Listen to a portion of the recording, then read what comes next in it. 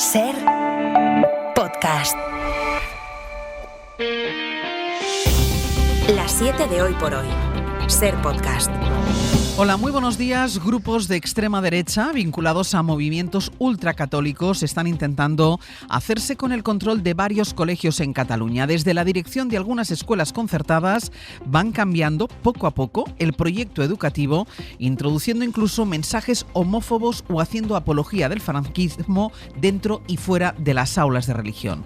Ser Cataluña avanza esta mañana el caso más reciente, el de una escuela, la Escuela del Carme, en Terrassa, donde 150 familias han recurrido ya a un abogado para revertir la deriva ultracatólica del colegio. Radio Barcelona, Soledad Domínguez. La escuela, con más de 80 años de historia, pertenece a la Orden de los Carmelitas, pero quien dirige ahora el día a día y la orientación pedagógica son dos personas vinculadas a los movimientos Comunión y Liberación y Camino Neocatecumenal, que han despedido a quien ha sido director las últimas 2 décadas, han aumentado las horas de religión, cambiado los libros de texto y también contratado a profesores que en clase dicen que Franco hizo cosas buenas o que Freddie Mercury merecía morir de sida por ser gay. Las familias están intentando que Educación frene esta deriva y el departamento dice que analiza la situación. Este no es, sin embargo, el único caso. Estos mismos grupos hicieron una operación muy similar hace unos años con una escuela de Sant Cugat y un instituto de Rubí, donde también hubo una radicalización del mensaje religioso, presiones a los profesores de siempre y fuga de alumnos, porque de un día para otro, dice una madre,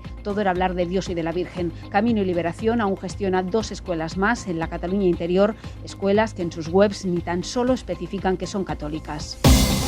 Donald Trump se da 2 semanas a partir de ahora para lograr un acuerdo de paz entre Rusia y Ucrania o amenaza con abandonar las negociaciones. En campaña aseguraba que acabaría con esta guerra en 24 horas, pero ahora da ese ultimátum y a pesar de los desencuentros con Zelensky, apunta a Rusia. Isabel Fernández Pedrote, buenos días. Hola Ángeles, buenos días. De hecho dice que está decepcionado con Rusia y que no entiende que sigan bombardeando a la población civil. Tras el encuentro con Zelensky en el Vaticano, Trump dice que ahora ve a Zelensky mucho más optimista y asegura que está más calmado y con voluntad de acuerdo. Entre tanto, hoy es ya el tercero de los 9 días de novendiales en Roma, los días de luto en el Vaticano por la muerte del Papa Francisco. Solo ayer 60.000 personas pasaron por la iglesia en la que ha sido enterrado por Santa María la Mayor para despedirlo. Mientras la ciudad sigue volcada en el adiós, hoy se reanudan las congregaciones de los cardenales. Las reuniones en las que discuten sobre el futuro de la iglesia desde que empezaron a llegar a Roma. Ya están prácticamente todos, apenas queda una docena por llegar, y del encuentro de hoy está previsto que salga la fecha para el comienzo del cónclave que deberá elegir al sucesor de Francisco. También se espera que aclaren hoy si permitirán la participación del cardenal Becciu, destituido por el Papa y que ahora reivindica votar. La previsión es que el cónclave se convoque cuando acabe el luto a partir del lunes que viene. Pues está empezando este lunes, es 28 de abril. Hoy por hoy noticias. Y pendientes de lo que ocurra en el próximo cónclave están también las víctimas de abusos sexuales en el seno de la Iglesia. Temen que el sucesor de Francisco no mantenga su espíritu reformista, aunque confían en que no haya retrocesos en la lucha contra la pederastia. Aquí en España les preocupa parte de la jerarquía eclesiástica que sigue lastrando el proceso de reparación e indemnización de las víctimas. Mariola Lourido. Las víctimas de la pederastia en la Iglesia están expectantes ante la sucesión en el Vaticano. Esperan que no haya retrocesos en la política de tolerancia cero de Francisco, aunque haya sido insuficiente. Juan Cuatrecasas, presidente de Infancia Robada. Y el nuevo Papa debería formar parte de esa senda de continuidad. Ni dejarlo apartado ni ir para atrás. En España, la Conferencia Episcopal se sigue negando a colaborar con el gobierno para reparar a las víctimas y no se blinda su protección. Y desde luego la protección a las víctimas cuando denuncian, porque se siguen dando casos de amenazas, presiones a las víctimas cuando denuncian, incluso antes de denunciar. Juan Cuatrecasas cree que los cardenales elegirán a un papa de transición ni tan aperturista como Francisco, ni tan ultra como proponen los más reaccionarios.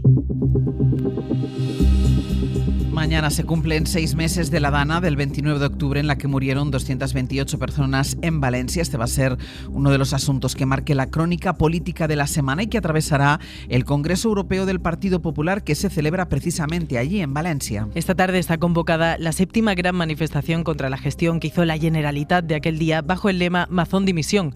La presidenta de la Comisión Europea, Ursula von der Leyen, que asiste al Congreso de los Populares Europeos, se reunirá finalmente con las víctimas el 13 de mayo, pero lo hará en Bruselas. En el Partido Popular, por ahora, no se salen de su guión. Mire, la prioridad en estos momentos es la reconstrucción. Una reconstrucción que está liderando en solitario la Generalitat con su presidente al frente. Y eso es lo que hay que hacer. El Gobierno quiere aprovechar para poner el foco en los 6 meses de la DANA y pasar así página del contrato de 15 millones de balas israelíes que avanzó la SER la semana pasada. El futuro siempre da la razón al progreso. Y los ultras, como Ayuso, como Abascal, o los cenizos, como Feijóo, acaban siendo ecos del pasado. Entran así ya sus ataques en la deriva de los populares con la ultraderecha y en Sumar dan por resuelta la crisis interna. De cualquier forma, el PP insiste aún así en pedir la dimisión de Marlaska, que hoy, por cierto, reaparecerá ante los medios en una comida informativa. Además, hoy lunes se reúnen el ministro de Economía, Carlos Cuerpo, y el responsable de esta materia en el Partido Popular, que es Juan Bravo, para seguir negociando su apoyo al plan contra los aranceles de Trump. Hoy por hoy noticias.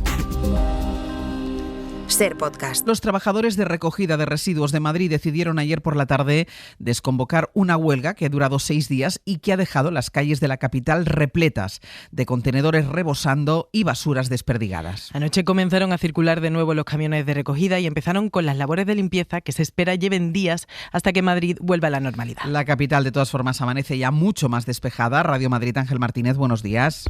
Buenos días. Las calles comienzan poco a poco a recuperar esa imagen de limpieza. Jordan, aquí en una de las calles céntricas de Madrid, calle de la Luna, muy próxima a Gran Vía, unos montones de basura que veíamos hace tan solo 2 días han desaparecido y los contenedores vuelven a estar vacíos. Finaliza la huelga de basuras con un acuerdo entre trabajadores y empresas, una huelga que ha durado 6 días desde el lunes, lo que supone mejoras salariales según las negociaciones y una mejora de las condiciones laborales de los trabajadores. Si bien aún quedan algunos envases, cartones y pequeñas bolsas de plástico inertes en el suelo, no son más que un elemento anecdótico de esa huelga y un recordatorio de la importancia de los servicios de recogida de basuras. Competencia ultima ya el informe que aprobará las condiciones para la compra del Banco de Sabadell por parte del BBVA. Un año después, fuentes financieras dan por hecho que lo tendrán listo a lo largo de la semana y que la Comisión Nacional de los Mercados y la Competencia se inclina a favor de la OPA, pero con condiciones. A partir de ahí, el Gobierno podrá modificarlas o incluso endurecerlas. Es una información de Jordi Fábrega. Tras varios meses de análisis, la Comisión Nacional de Mercados y Competencia tiene muy avanzado el dictamen sobre la compra del Banco Sabadell por parte del BBVA y se espera que lo apruebe a lo largo de esta semana. Todas las partes prevén que Competencia apruebe la operación con una serie de condiciones. BBVA ha prometido durante estos meses, en caso de que triunfe la OPA, mantener el volumen de crédito de las pymes y las líneas de circulante que tienen contratadas durante varios años, y también se ha comprometido a no cerrar oficinas donde no haya otro del banco resultante. El presidente de BBVA, Carlos Torres, lo ve más que suficiente. Confiamos plenamente en el éxito de la operación porque es beneficiosa para todos, para la sociedad y sus territorios, para los clientes, para los empleados y para los accionistas de ambas entidades. En todo caso, el dictamen de Competencia no finaliza el proceso porque a partir de él es cuando el Gobierno puede actuar y modificar las condiciones que imponga la CNMC al BBVA. Ser Podcast.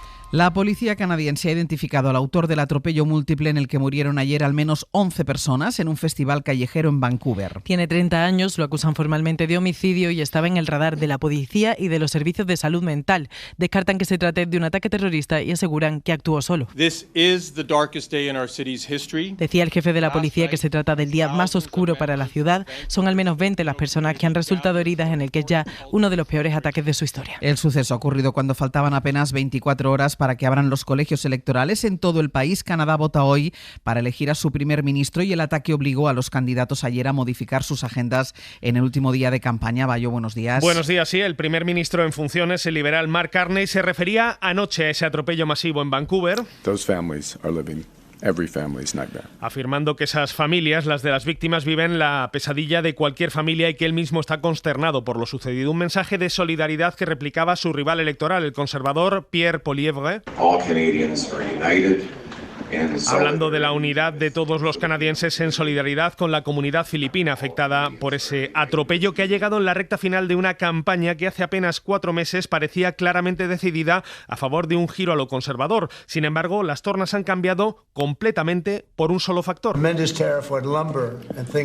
Trump y su guerra comercial. Él afirmó además que quería convertir a Canadá en el estado número 51 de los Estados Unidos y parece que esa inflexión en la campaña podría producirse y confirmarse en las próximas horas. Y hoy se se cumplen 80 años de la muerte del dictador fascista italiano Mussolini. Ayer en el lago Como, escenario de las huidas fascistas hacia Suiza, al final de la Segunda Guerra Mundial, se volvieron a concentrar más de un centenar de camisas negras que desfilaron sin que la policía lo impidiera. Corresponsal Joan Solés. Da miedo verlos desfilar a paso marcial, con camisa negra, con sus cánticos cara al sol, brazo en alto. Ha vuelto a ocurrir en esta ocasión en el lago de Como, lugar en el que fueron fusilados 15 jerarcas fascistas hace 80 años y 3 meses después el propio dictador Mussolini al final de la Segunda Guerra Mundial. No muy lejos, separados por un cordón policial, se concentraron también militantes antifascistas que gritaban «¡Vergüenza, vergüenza!». En la actual legislatura, con el gobierno de la primera ministra Meloni de los posfascistas de Fratelli d'Italia, han aumentado las demostraciones fascistoides sin que se apliquen las leyes que prohíben en Italia las organizaciones fascistas y sancionan la apología, el elogio o la propaganda a favor del fascismo.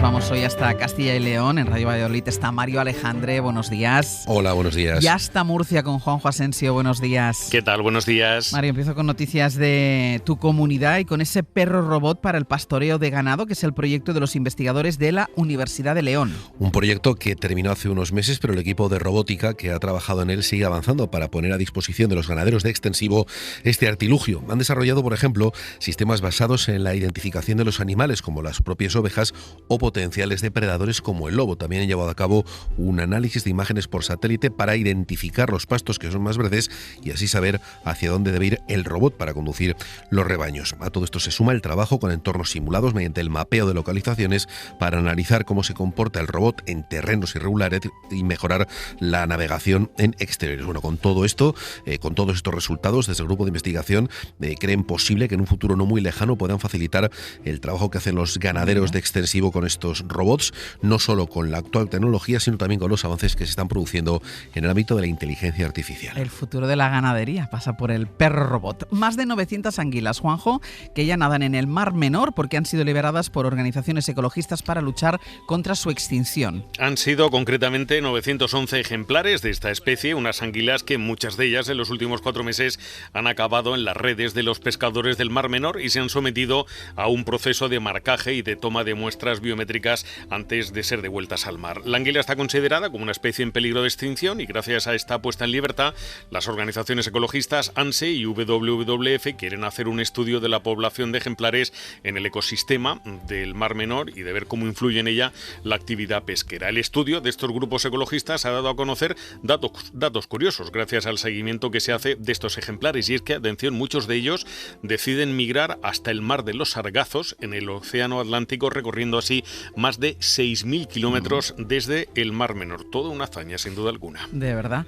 Y escuchen esto, porque es un comportamiento que lamentablemente se repite más de lo que quisiéramos. El padre de un jugador de un equipo de fútbol infantil va a tener que pagar más de 4.300 euros al entrenador por acosarle a través de las redes. Así lo determina una sentencia del juzgado de lo penal número 3 de Valladolid. Considera probado que este individuo estuvo durante 4 meses publicando mensajes en TikTok, también a través de estados de WhatsApp, en los que insultaba a la víctima, lanzaba comentarios homófobos e incluso deslizaba acusaciones de presuntos abusos a menores que nunca existieron. También consiguió el despido de esta persona de su puesto de trabajo habitual en un local de ocio nocturno de la ciudad de Valladolid gracias a la relación de amistad que tenía con el dueño, al que trasladó todas estas acusaciones. Además de la multa, la sentencia le pone la prohibición de acercarse a la víctima, a su domicilio y al lugar de trabajo a una distancia inferior a 500 metros durante 2 años y de comunicarse con él por cualquier medio durante ese mismo periodo de tiempo. Tremendo. Mario, Juanjo, gracias. Un abrazo, hasta luego.